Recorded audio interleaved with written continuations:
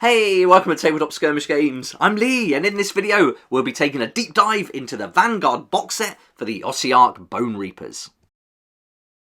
The new Vanguard box set will be up for pre-order this coming Saturday, as well as the Battle Tome, 2 versions, one limited edition, one standard, and you're also going to be able to get the War Scrolls and tokens.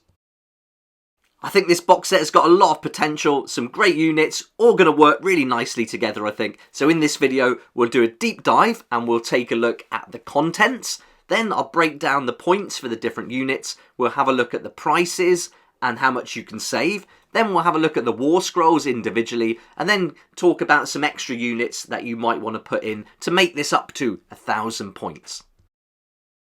Let's start with the price first. So if you were to buy all of these units individually, you'll be looking at a total of £129 in the UK. So the Mortizan Soul Reaper, that's 19, Mortek Guard and Kavalos Death Riders, they're £37.50 each, and the Gothizzar Harvester is £35.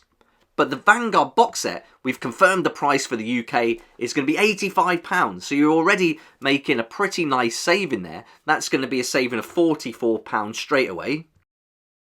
And then on top of that, you don't want to be paying those full Games Workshop prices. Head down to your local friendly game store. You're going to save some money because a lot of them offer between 10 and 20% discount. And then if you can get that 20% discount, that's going to take this down to £68. So that's the way to do it. I think you're going to get some good value doing it that way. And of course, buying them individually is an expensive way to go. And you could argue that Games Workshop price them a little bit higher to give you that perceived saving. But at the end of the day, a lot of people buy them individually. I do if I want to just get one unit to add to my army. So getting them in the box set like these Vanguards is really a good way to save some money and get like as much value as you can out of it. I'll put some links in the description down below to Element Games and Wayland Games, where you can save up to 20% on all your hobby products, not just Warhammer, and also by ordering through those links, I'll get a small commission, so you'll be supporting me here on the channel too, so I really appreciate that, and thank you so much if you take a look. And I've put a link to my friendly local game store too, and Masters and Miniatures, who are sponsoring the channel this month. Right, that's the price dealt with. Now let's have a look at the points. So the Mortizan Soul Reaper, 100 points.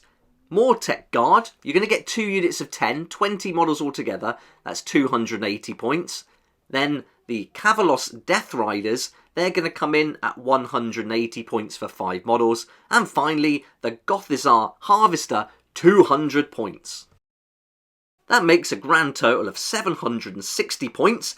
And if you can get that for £68 with that 20% discount, that's not bad at all. If you want to start an army, 760 points is a good target to get going with. It's a really manageable project to get painted up. And I think this is brilliant. If you want to start, have a go at 760 points first, see if you like it, and then you can always add units on top of that. Figure out what your play style is. Maybe you want to be a bit faster, so add some more cavalry, or maybe you want some big beasts in there, so add more Gothizzar Harvesters or some other tougher units.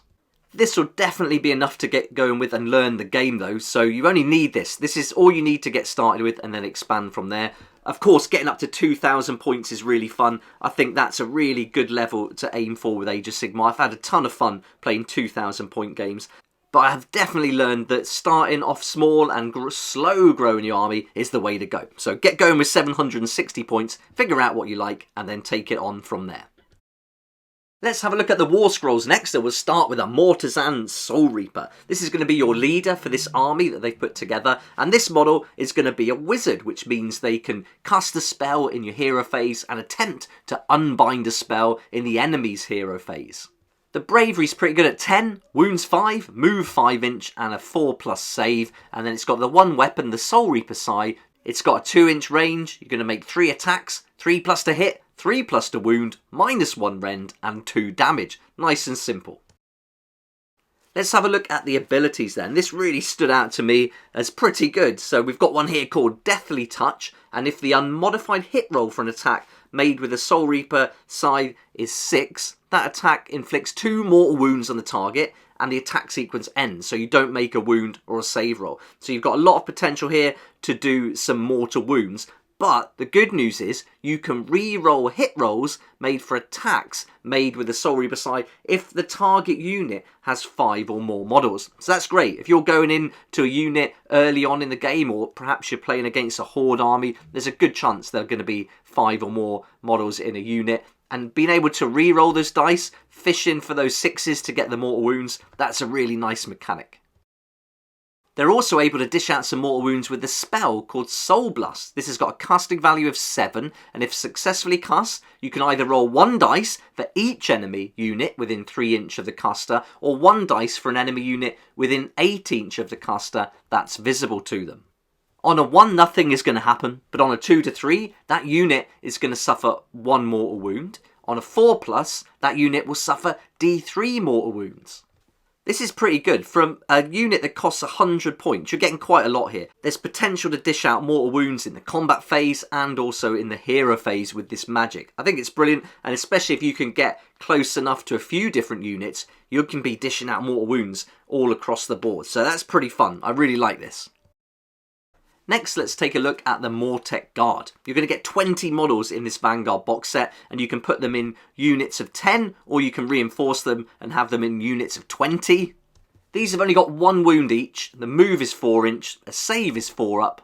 Bravery is really good though at 10, but they're only 140 points for 10 models. So having 1 wound, that kind of is fair enough really when you look at the points value. You'll have to choose your weapon options. You can choose between a Nadrite blade and shield or a Nadrite spear and shield. The spear is going to give you a 2 inch range, whereas the blade is going to give you a 1 inch, but the blade comes with that -1 rend, which is really handy. So I think I would be tempted to go for the blade. These are going to be on a 25mm base, so having that 1 inch range shouldn't be a problem to get 10 of them all involved in the battle once you've piled in. If you want to reinforce and go up to a unit size of 20, then perhaps the spear will be more attractive, but you'll lose that -1 rend. One of the models in the unit can replace the weapon with a Soul Cleaver Great Blade. That's going to give you a little bit extra chance to wound.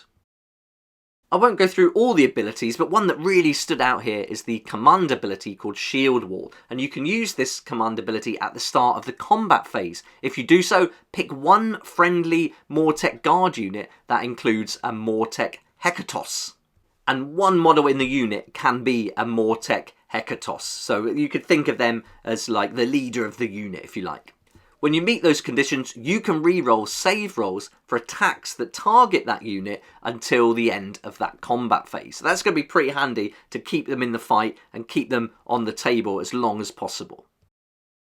Next up, you've got the Kavalos Death Riders. These are going to be a unit of 5, and you get the 5 models in this Vanguard set. Points-wise, you're looking at 180 points. Got a nice movement of 12 inches. They've got 3 wounds each, 10 bravery again, really nice, and a 4+ save. And you'll see this kind of high bravery quite a lot with the Grand Alliance of Death, with all these units looking like they're going to have 10 for bravery, which is brilliant.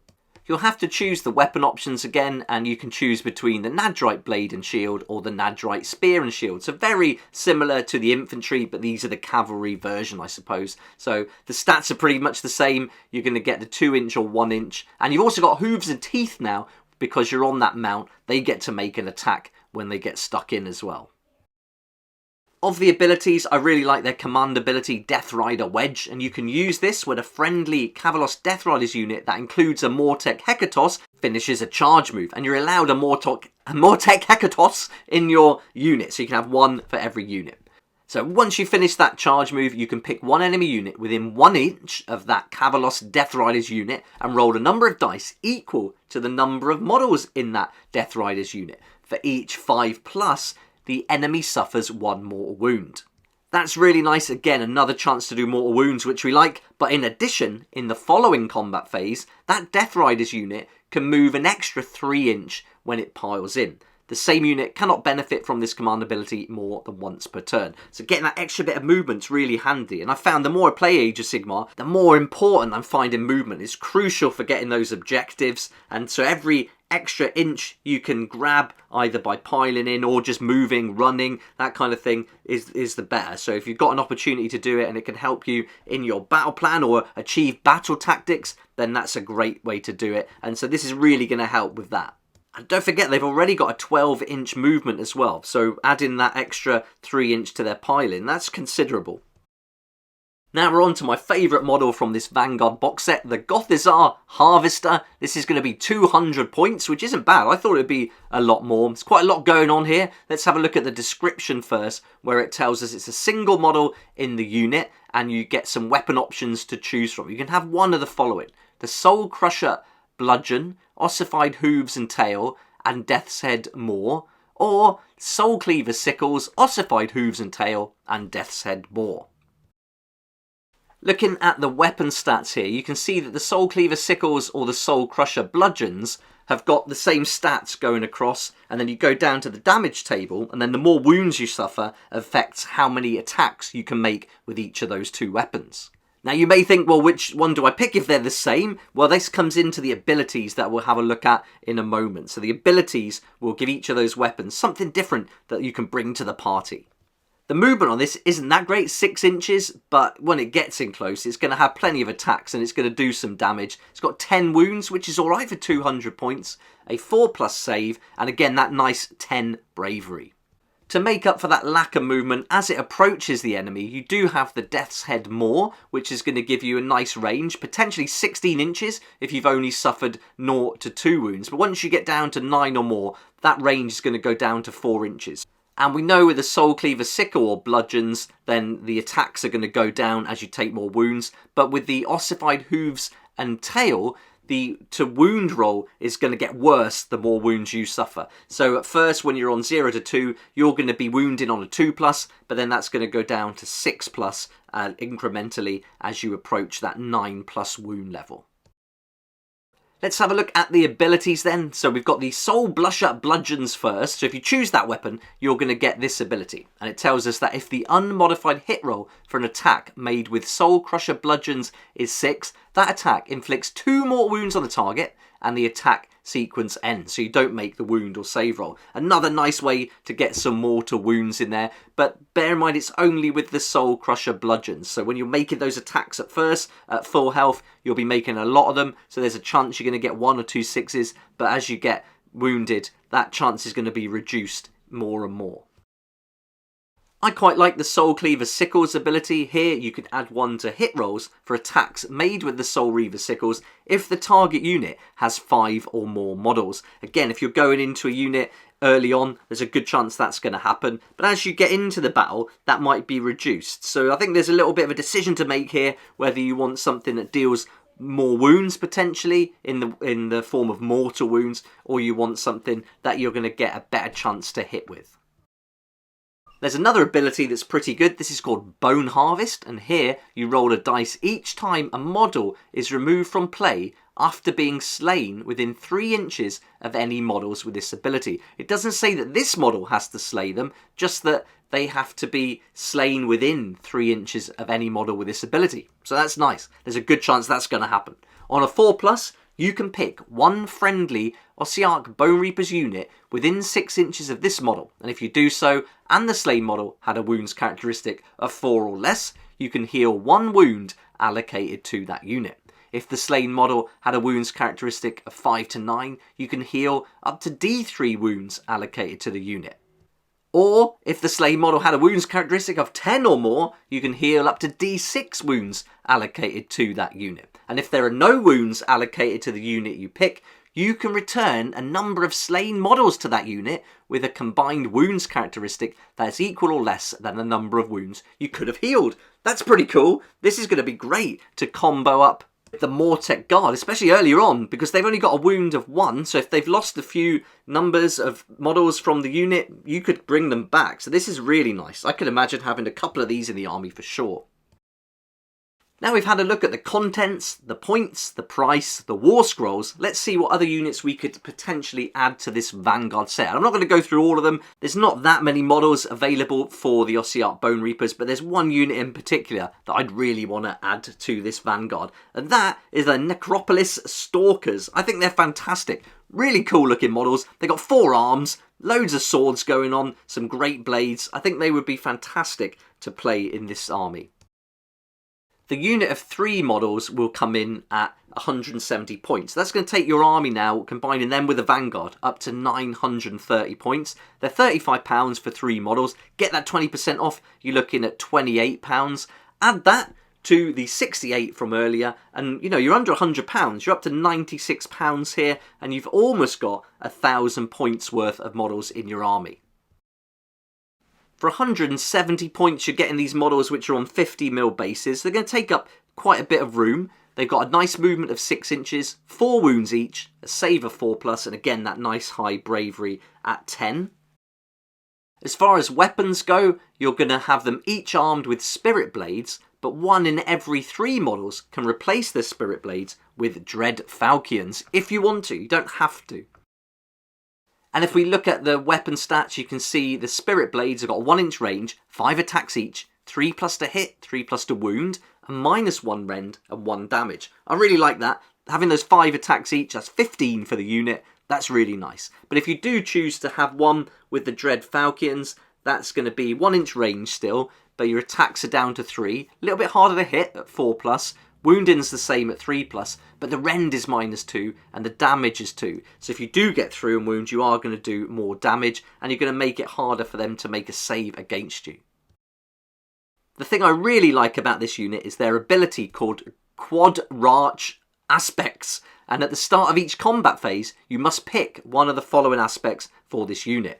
The rule for that aspect applies to this unit until the end of that phase. So this is only going to be at the start of each combat phase. So that's each turn, you know, each combat phase, not just your combat phase. And now you've got 4 nice options that are going to apply for different scenarios. First is called Blade Strike. You can re-roll hit rolls for attacks made by the unit. You've also got Blade Parry, where you can re-roll save rolls for attacks that target this unit. Then there's Destroyer, where you can re-roll wound rolls for attacks made by this unit. And finally, Precision, where you improve the rend and damage characteristics of this unit's melee weapons by 1.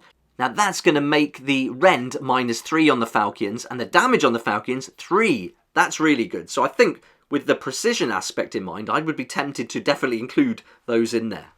Having the different choices like this is brilliant. I think this adds a nice level of tactics to the unit for sure, and they're going to be really useful in lots of different scenarios. It's almost like getting a free command really here, so you can issue to them every command phase. I really like this. I'd probably have 2 of these units actually if it was my army. I think they're great. They've also got a command ability that's pretty good. It's called Hunt and Kill. You can use this command ability at the start of your hero phase. If you do so, pick 1 friendly Necropolis Stalkers unit. You can re-roll run and charge rolls for that unit until your next hero phase. In addition, until your next hero phase, when that unit makes a move, it can pass across terrain features in the same manner as a model that can fly. Again, really handy. I think these have got so much going for them. You've got that extra movement, the extra potential for making the charge go off, and you could sneak up using terrain as cover and then just fly over it. That's brilliant. We've still got 70 points to play with here if we're looking at a 1,000-point army, and you can take a Bone Tithe Nexus faction terrain piece for free, so why not add it in, and then you get some things that it can do. And in a hero phase, you choose one of these following punishments, and then you can unleash that on the enemy. Brilliant. This is really nice. It's free. You can include it. Why not? Then you've got a wizard, so why not add an endless spell maybe? I think you could probably play around with this and get another unit in there, maybe leave out one of the Mortek guards for something else, but if you want to just stick with the Vanguard and potentially just one other unit, you could add in an endless spell, either the Bone Tithe Shrieker or the Nightmare Predator, and then get up to 980 points, which is really close to 1,000. That's good enough to go. You've got quite a lot going on. You've got some interesting units, some great looking models. You've got the terrain piece and an endless spell. I think you'd have great fun with this army. There you go, that's covered the contents, points, price, war scrolls and extra units for the Vanguard box set for the Ossiarch Bonereapers, and I hope you found this video helpful and enjoyed it. I'd love to hear your thoughts though. What would you add to this Vanguard box set to get up to 1,000 points? I'd be really interested to hear your ideas. Look out for more Vanguard breakdown deep dive videos as I go through all of the Age of Sigmar Vanguards available at the moment. I'll start with this one and probably do the Soulblight Gravelords next because that's just come out, so that's pretty exciting. But I hope you enjoyed this video, hope you got something from it. If you did like it, please hit the like button, subscribe for more videos like this one, and I look forward to seeing you here next time on Tabletop Skirmish Games. A big thanks to my Patreon supporters for helping me to keep going with daily videos like this one. I couldn't do it without you, and thank you so much. If you'd like to find out more about becoming a Patreon member and supporting the channel so I can make more videos like this one, there's a link down below. It'll be awesome to see you there.